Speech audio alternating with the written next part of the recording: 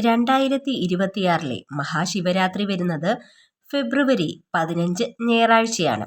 ജ്യോതിഷപ്രകാരം ഈ വർഷത്തെ ശിവരാത്രി ദിനത്തിൽ ചൊവ്വയും ചന്ദ്രനും മകരം രാശിയിൽ ഒന്നിച്ചു വരുന്നതിലൂടെ മഹാലക്ഷ്മി രാജയോഗം രൂപപ്പെടുന്നു. ഇത് ചില നക്ഷത്രക്കാരുടെ ജീവിതത്തിൽ മഹാഭാഗ്യം കൊണ്ടുവരുന്നു.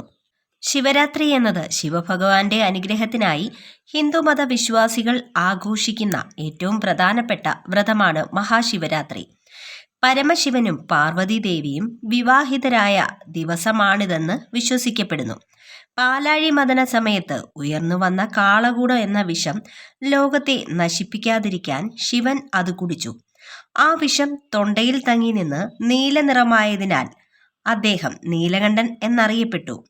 ശിവന് അപകടം സംഭവിക്കാതിരിക്കാൻ ദേവന്മാരും ഭക്തരും ഉറക്കമുളച്ച് പ്രാർത്ഥിച്ചതിൻ്റെ ഓർമ്മയ്ക്കായിട്ടാണ് ഈ വ്രതം അനുഷ്ഠിക്കുന്നത്.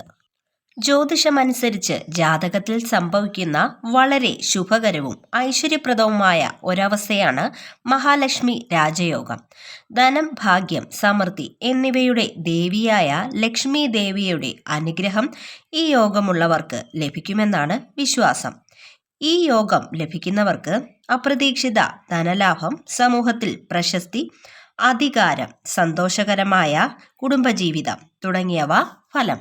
ഈ വർഷത്തെ ശിവരാത്രിയോട് അനുബന്ധിച്ച് മഹാഭാഗ്യത്തിലേക്കെത്തുന്ന ചില നക്ഷത്രക്കാർ ഇവരാണ്: ഉത്രാടം, തിരുവോണം, അവിട്ടം. ഈ നക്ഷത്രക്കാർക്ക് ആഗ്രഹിച്ച കാര്യങ്ങൾ ആഗ്രഹിച്ച സമയത്ത് നടപ്പാക്കാൻ സാധിക്കുന്നു. നിക്ഷേപങ്ങളിൽ ലാഭം, ബിസിനസ് രംഗത്ത് നേട്ടങ്ങൾ കൈവരിക്കുന്നു. അതുവഴി സാമ്പത്തിക ഉയർച്ചയിൽ എത്തിച്ചേരുന്നു. ലോട്ടറി അടിക്കാൻ സാധ്യത ഏറെയാണ്. ഇവർക്ക് മഹാഭാഗ്യമാണ് വന്നെത്താൻ പോകുന്നത്. ഇവരുടെ ജീവിതത്തിൽ ഉണ്ടായിരുന്ന ദുഃഖദുരിതങ്ങൾ മാറി സമ്പൽ സമൃദ്ധിയിലേക്ക് ഇവർ എത്തിച്ചേരുന്നു. ഇവരെ അലട്ടിക്കൊണ്ടിരുന്ന സർവ്വവിധത്തിലുള്ള പ്രശ്നങ്ങൾക്കും പരിഹാരം കാണാൻ സാധിക്കുന്നു. അടുത്ത നക്ഷത്രം പുണർദം, പൂയം, ആയില്യം. ശിവരാത്രി മുതൽ ഈ നക്ഷത്രക്കാരുടെ ജീവിതത്തിൽ വളരെ വലിയ മാറ്റങ്ങൾ ഉണ്ടാകും.